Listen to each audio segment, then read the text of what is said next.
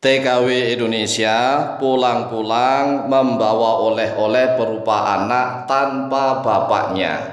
Ini fenomena yang banyak sekali terjadi di Indonesia. Banyak sekali TKW Indonesia yang pulang-pulang dari luar negeri membawa oleh-oleh berupa anak tanpa bapak. Ini salah siapa?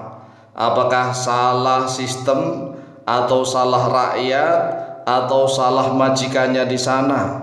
Ini salah siapa? Nah, jika seluruh rakyat Indonesia ingin tahu jawabannya, simaklah di dalam video yang cukup singkat dan pendek ini. Jika ditanya TKW pulang-pulang membawa anak tanpa bapak, ini salah siapa? Jawabnya jelas dan tegas, ini salah penguasa dan para pemimpin muslim di negara kesatuan Republik Indonesia. Mengapa salah penguasa dan salah para pemimpin muslim di NKRI? Karena para penguasa dan para pemimpin membiarkan para wanita bekerja di luar negeri. Padahal para wanita itu kan terhormat. Di setiap negara yang pemikirannya maju, mereka sangat menghormati para wanitanya, sehingga mereka melindungi para wanitanya. Jangankan sampai keluar negeri, lawang wanita yang keluar rumah untuk ikut sholat berjamaah di masjid, itu masih banyak yang melarangnya. Karena wanita itu adalah perhiasan, wanita adalah ibu yang harus dimuliakan. Sedangkan aneh di Indonesia ini, para penguasa dan para pemimpinnya membiarkan para wanita bekerja di luar negeri. Bahkan anehnya lagi, para penguasa dan para pemimpin di NKRI membodohi para TKW dengan gelar pahlawan devisa negara. Wah, luar biasa. Ini pembodohan terhadap rakyatnya sendiri. Jadi tolonglah, jangan sekali lagi wahai para penguasa dan para pemimpin di Indonesia, jangan sekali-sekali lagi mengeluarkan kata-kata memberikan gelar pahlawan devisa negara pada TKW. Kepada para TKW Indonesia dibodohin dengan gelar Anda semua adalah pahlawan devisa negara. Ini membuktikan bahwa para penguasa dan para pemimpin itu sangat lemah, sangat bodoh, tidak mampu melindungi rakyatnya. Jadi karena mereka lemah, mereka bodoh, sehingga mereka membodohi rakyatnya yang dijual ke luar negeri dengan diberi gelar pahlawan devisa negara. Padahal seharusnya para penguasa dan para pemimpinlah yang berkewajiban dan bertanggung jawab penuh untuk memperoleh devisa negara dengan cara-cara yang halal, tanpa harus menjual rakyatnya ke luar negeri. Negeri kita ini kan baldatun mubarakah. Baldatun mubarakah artinya adalah negeri yang diberkahi oleh Allah.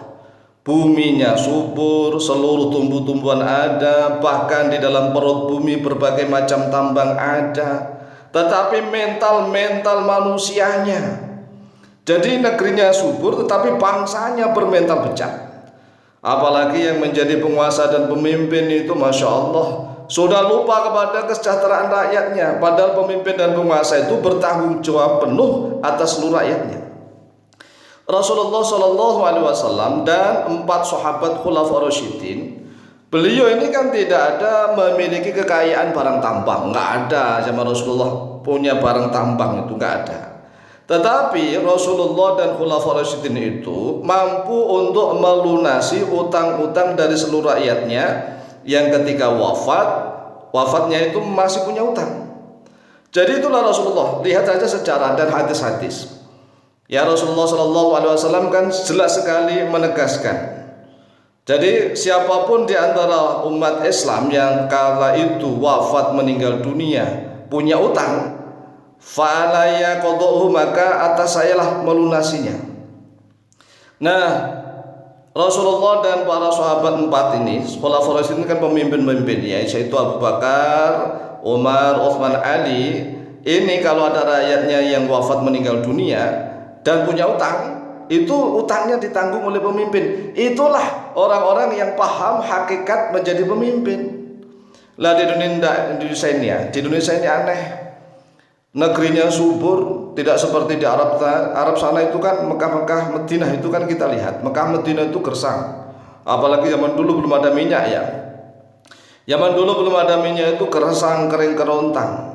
Tetapi pemimpin-pemimpinnya orang-orang yang bertakwa kepada Allah, sehingga rakyatnya adil, makmur, sejahtera. Lah Indonesia buminya yang subur, apa aja ada, pohon-pohonnya luas, di mana-mana hutannya luas, lautnya luas, sawahnya juga luas, berbagai macam ternak ada, ikan-ikannya melimpah ruah dan seterusnya.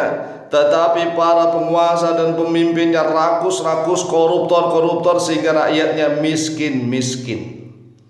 Dan inilah kenyataan. Rakyatnya miskin, akhirnya diubah oleh Allah.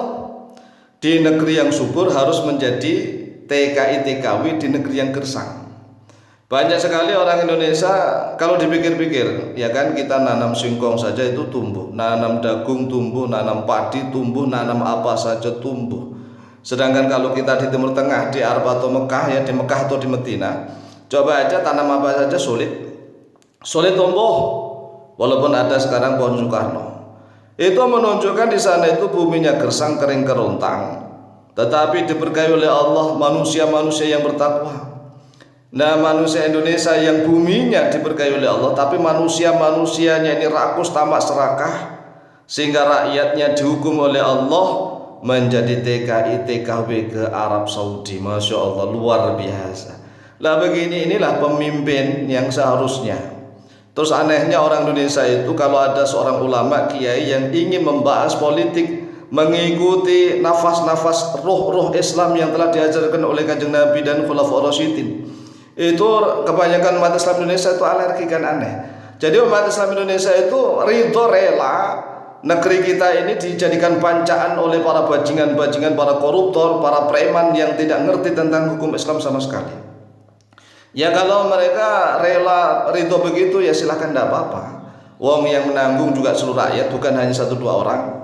Tetapi kalau pemimpin-pemimpin adalah orang-orang yang soleh, yang bertakwa kepada Allah Jalla Jalaluh, yang adil, makmur, sejahtera juga seluruh rakyat. Jadi inilah politik. Jadi politik, jika negara ini ingin diatur oleh para preman, silahkan. Yang menderita juga rakyat, seluruh rakyat.